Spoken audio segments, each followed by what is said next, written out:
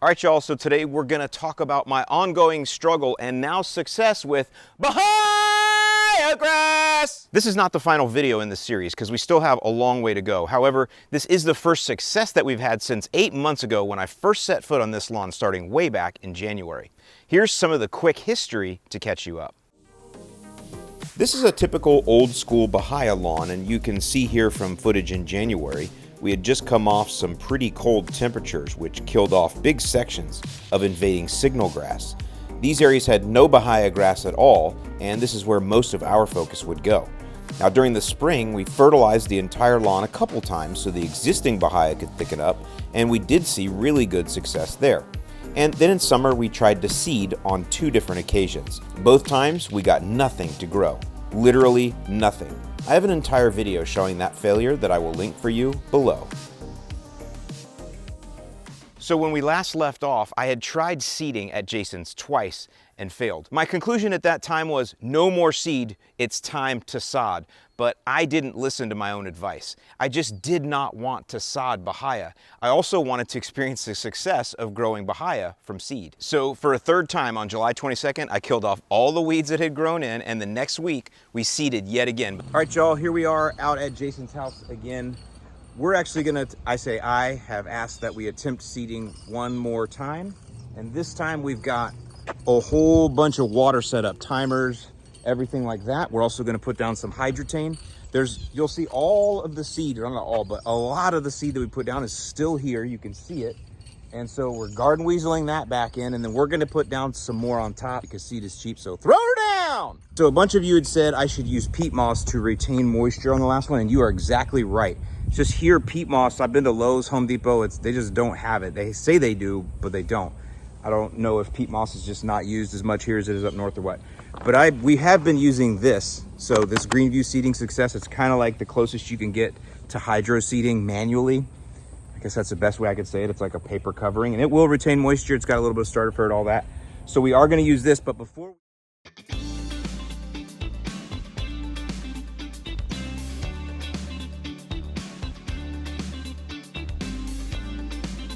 So after a month, we had some growth, but not enough to call it turf. And we also had weeds that were growing faster than the Bahia seed could grow anyway. So here's what it looked like. Now again, this has been watered every 4 hours, and you can see the weeds mostly outgrew the Bahia grass. Now, there were a couple sections like right over here where we did get decent growth, but as you can see, it would take a long time for that right there to fill in and become an actual lawn. More of the signal grass came back as well.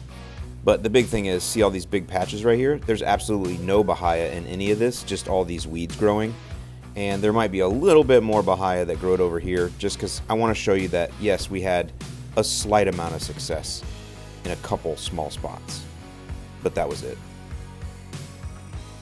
So even with the lawn being watered every 4 hours all day long for a month, we got very little Bahia seed to grow, and like I said, the weeds outgrew us anyway.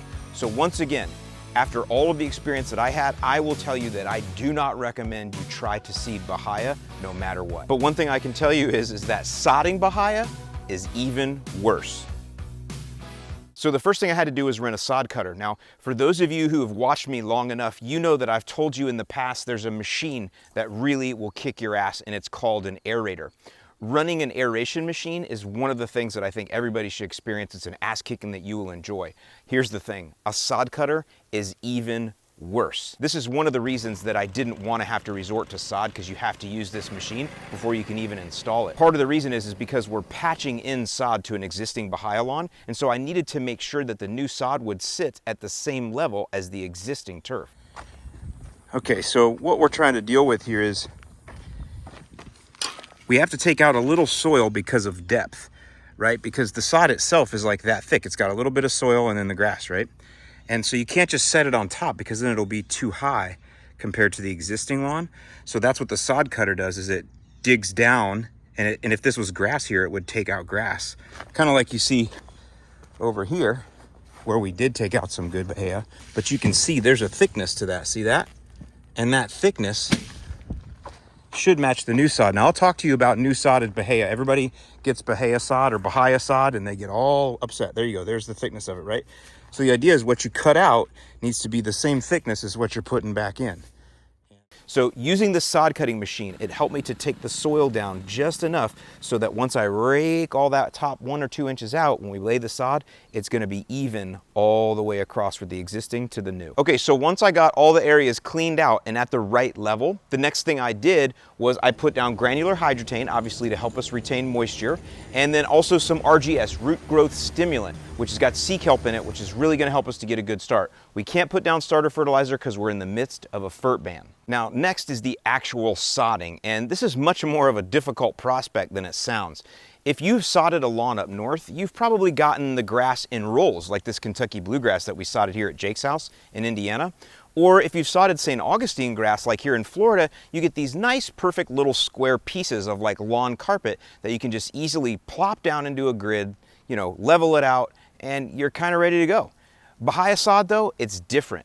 It falls apart in chunks, and it gets to the point where it's just a big old pile of dirt with grass and roots just all kind of mottled together.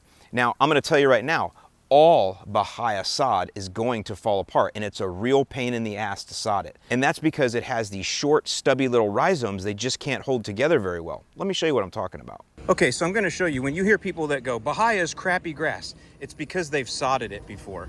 Because look at this. This is what you get on a pallet of sod. And what people will do is they want to blame the sod deliverer. You gave me crappy sod. No, he gave you Bahia grass. This is what happens. It doesn't stay together in squares very well. And that is because of the fact that it only has rhizomes, which I guess I'll show here. Let me show you why this doesn't stay together very well. So there is a piece of Bahia grass right there. And I'm going to shake it off, and you can see right here is the rhizome. See that? That is the Bahia grass rhizome. So it spreads by those rhizomes, and normally we think that's great, that's self-healing, it creeps under the ground, but that's about it. That's about as long as they get. And so what happens is when you cut squares or sod squares, that's all you have. You have a bunch of those in here, right? A bunch of those little rhizomes everywhere, all grown together.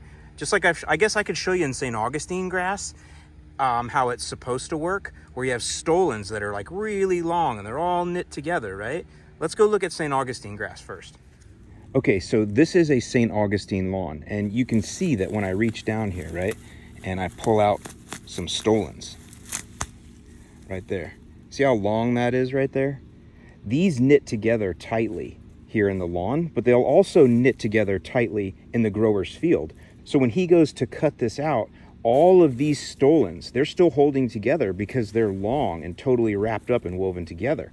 This is known as tensile strength. And St. Augustine, Bermuda, zoysia, they have very good tensile strength when it comes to sod and not pulling apart or holding together in those little carpet forms that they cut it in. Bahia grass, however, because it only has those short little rhizomes, it has terrible tensile strength and it falls apart. Okay, now come back to this. And instead of those long stolons all knit together, all you have are these little tiny rhizomes. Well, when you do that and you cut this out of a field in squares, there's not enough there to hold together. It's called tensile strength is what it's called. And there's not enough here. So it just falls apart into these chunks. And so people think this is garbage. It is garbage. It's not great grass. But what you have to do is you have to take these little pieces like this. I mean, you try to keep them as big as possible. And you just knit them in like a puzzle. And then you have to water a lot and hope for the best. And it's going to look terrible for a little while, but it will come back.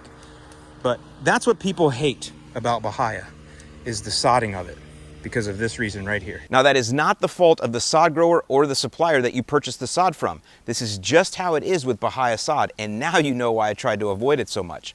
Sodding Bahia grass that is falling apart is one of the worst experiences that you can face in the lawn. And we only had to do a small 1,000 square foot area. Imagine if you had to sod an entire acre or more with this clumpy mess. That is not fun. Now, in case you're wondering, I paid $220 per pallet, which did include delivery. Now, you gotta remember, I'm a homeowner, I'm not a contractor, and I needed to have this delivered on a Saturday. If you were to drive straight to the sod farm, you could probably get the sod a lot cheaper, probably for under $100 a pallet, but then you gotta go get it and drag it back to your house.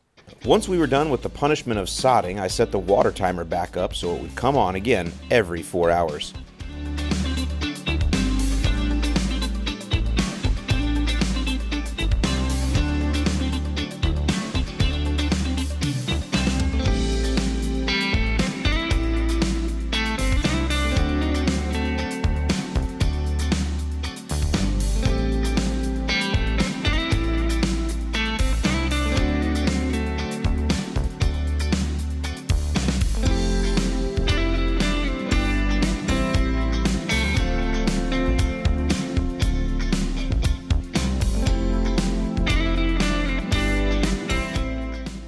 And here we are 3 weeks later. The sod is about 85% rooted and it's looking good.